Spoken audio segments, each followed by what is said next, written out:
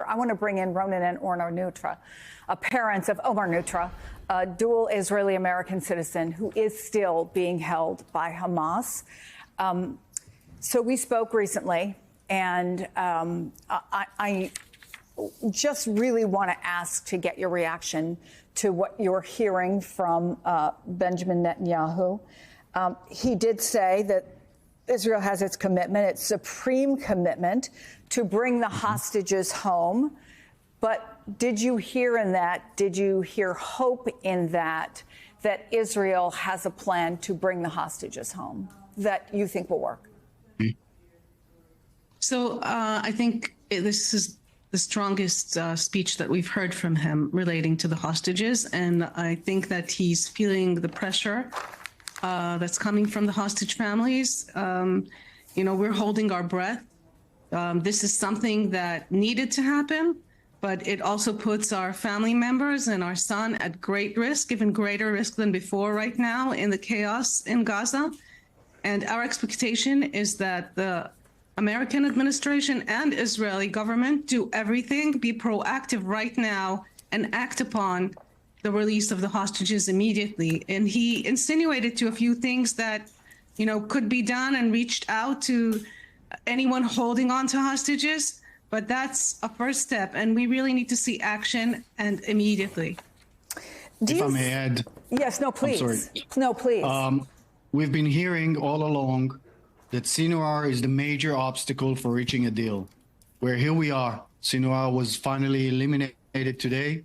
Israel has achieved most of its goals, except one, releasing of the hostages. And we've heard from Netanyahu a commitment to release them. I think we're at an inflection point where everything should be done to release the 101 hostages, among them 7 Americans. The U.S. administration must do everything to support this effort together with the mediators in the area. And also, I want to remind your audience, 45 Americans were murdered on October 7. This is the time for the U.S. administration to step in and say, enough is enough. Sinwar is gone. We're doing everything to bring the hostages. Do you believe 7 hostages? Do you believe realistically, and you've had to become over the last year plus, experts on diplomacy, on international relations, on all sorts of things that no one should be put in a position to have to do. Do you believe there is an opening that didn't exist before, and that the U.S. has the influence to help move it in the direction of bringing your son home? The news cycle has been insane. We woke up this morning to this news that many people have been waiting for a very long time. We have to look at something like this as an opportunity, and we can't lose hope. And we're doing our share and pressuring all the parties involved to take action right now, whether, again, it's the United States government, the Israeli government, and the different mediators that have been around the table, Hamas Doha. Do whatever is needed and make this happen. Omar was born here in New York. He's an American. It's the responsibility of the U.S. administration to do everything in its power to release the 7 hostages, and we look at the killing of Sinwar today as a major step toward this goal. Omar celebrated his 2nd birthday in captivity this past Monday. This has to end. He needs to be released together with the rest of the hostages. And I think you were able, I've been following very closely your story, his story. You were able to have a gathering of family, friends, supporters. I think it was on Sunday, right on Long Island. He was a basketball fan, if I remember from some other things I read in the past, a Knicks fan. And so you were able to have a gathering there. I wonder what those conversations are like and how important they are, as exhausted as you must be, to keeping that hope alive.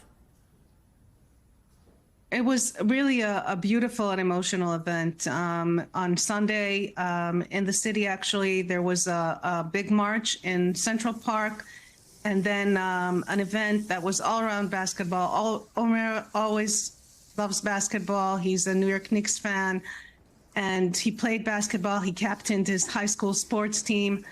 And many kids came, spoke about him in his honor, played for him. He was the only person missing there. And, you know, we pray and hope that he's back soon and reunited with his friends, with his family, and so many people that are rooting for him and just praying for his release.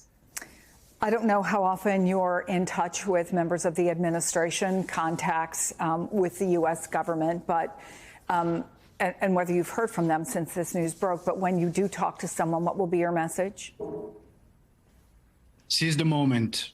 We're expecting for a call with the White House, and we're going to tell them this is one of the greatest opportunities in the last year since Omar was kidnapped and the rest of the hostages. 377 days.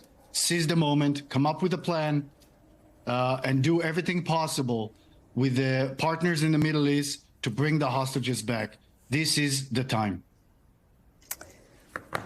Orna Nutra, we hope that this is the opening that you and too many others have been waiting for 377 days. Thank you so much for taking the time to talk with me again. I appreciate it so much.